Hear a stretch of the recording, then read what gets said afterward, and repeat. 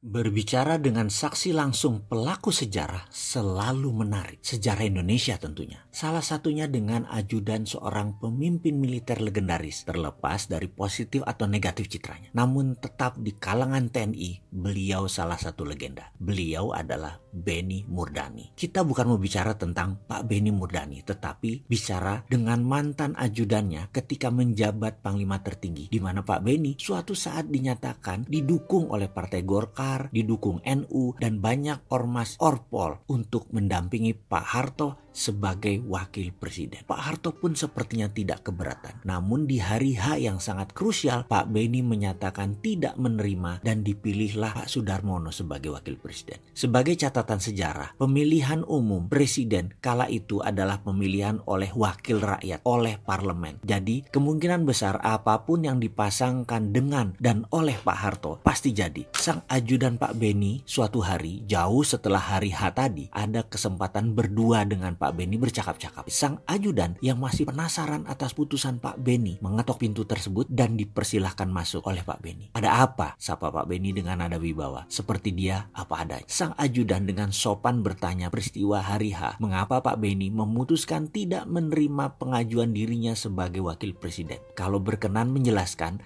karena ada penasaran dalam benak sang ajudan yang belum ketemu jawabannya. Mengapa Pak Benny menolak menjadi wakil presiden? Pak Benny menjawab tanpa ragu sedikit pun, berterus terang. "Tahu dirilah saya ini minoritas, saya ini Katolik. Faham kamu?" Itulah cerita yang saya dapat dari sang ajudan yang saat ini sudah pensiun sebagai jenderal berbintang 2. Sang ajudan berkata kepada saya menceritakan kembali percakapan tersebut, percakapan pribadi berduanya dengan Pak Benny. Pak Benny punya prinsip untuk memahami tepo selironya mayoritas, di mana belum masanya untuk minoritas mendapat tempat tinggi waktu itu. Akan menjadi tajam dan membuat masalah walaupun sepertinya tidak terlihat. Kuncinya minoritas mengalah, mayoritas membuka diri. Dicalonkannya dirinya atau Pak Benny oleh banyak elemen ormas, NU dan lain sebagainya, plus banyak elemen Islam dan parpol adalah tangan terbukanya mayoritas dan pikiran terbukanya mayoritas waktu itu. Namun minoritas tahu diri. Ini esensi perilaku di negara Pancasila. Sang ajudan mengingatkan peristiwa besar lainnya, yaitu sewaktu tahun 66-67 di mana MPRS sudah akan menunjuk Jenderal Nasution sebagai presiden, mandataris MPR. Jawaban Pak Nasution kala itu adalah tidak menerima. Pak Nasution pun jauh hari setelah jawaban menolak tersebut melalui memoarnya, Pak Nasution bercerita alasan dia menolak keputusan dirinya diangkat jadi presiden. "Saya tahu diri, saya minoritas." Beliau Islam, namun dari Sumatera Utara. Karena itu setelah pertimbangan dalam olehnya atas nama negara, Pak Harto yang Jawa, yang Islam, anak petani, jauh lebih mudah mengendalikan suasana saat itu. Kedua keputusan jenderal besar ini adalah keputusan yang sangat arif yang sampai saat ini menjadi pedoman doktrin tentara Indonesia. Langkah seperti ini adalah langkah seorang negarawan di masanya. Secara pribadi, insan negarawan mementingkan keuntungan bersama jauh di atas keuntungan pribadi.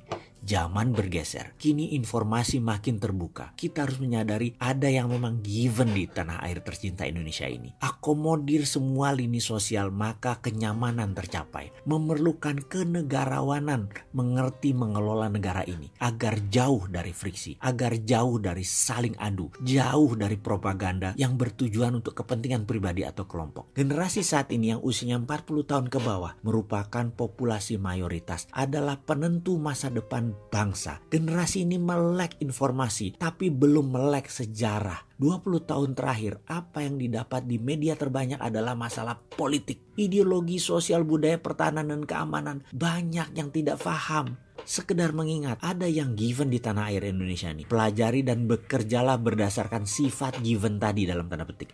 Misalnya, apa itu yang given? Wilayah Indonesia 70%-nya adalah laut. Negeri cincin api vulkanik. Negeri tropis. Ada 5 ras utama, yang terbanyak adalah ras Melayu. Ada Melanesia, ada Oriental, dan beragam lainnya. Mengakomodir banyak perbedaan adalah seni tinggal di Indonesia ini. Perbedaan kalau dibicarakan akan semakin jauh. Namun dalam perbedaan pasti ada persamaan. Sebaiknya kita cari persamaan tersebut dalam setiap perbedaan. Salam NKRI.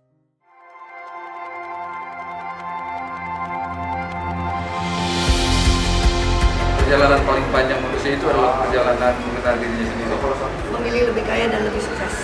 Who am I? This is me with a new chapter. Saya memilih dan mau untuk menjadi lebih makmur dan kaya dan banyak manfaatnya.